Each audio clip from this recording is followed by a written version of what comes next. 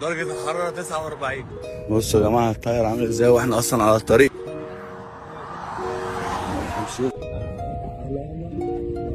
الفل قوي. الجو عامل ازاي؟ يا جماعة انا كده ماشي حرفيا جوه سحابة، يعني جوجل مبين ان انا ماشي في سحابة. الكلام الاجمد بقى ان احنا في دولة عربية خليجية عربية، احنا في صلالة عمان.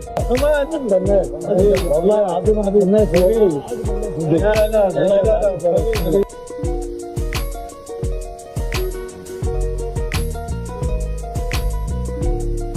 الجميل بقى هنا ان احنا في عز شهر 8 في عز الصيف، والدنيا بص فيها شتاء ورذاذ وجميلة.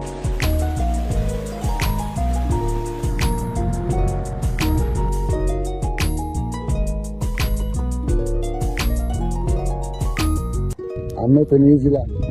I'm not in New Zealand. Can you see?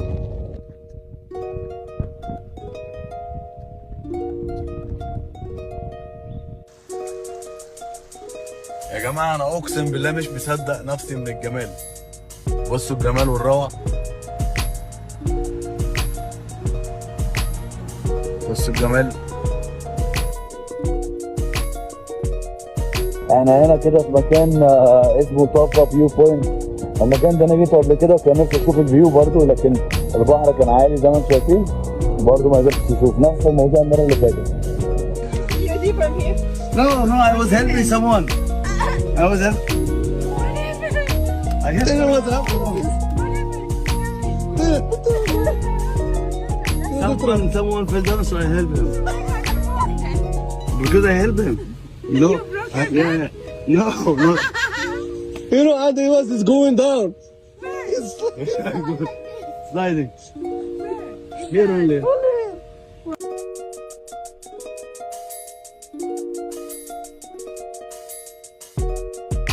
صباح الفل. النهارده اليوم الثالث والاخير باذن الله.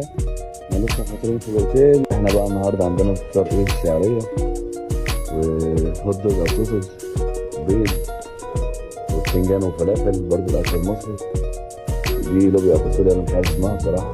الفول بقى المصري بقى انا حبيتها. دلوقتي رايحين على المغاسيل وسيكريت بيتش وكده نروح بعد كده. الجو فوق الروعه.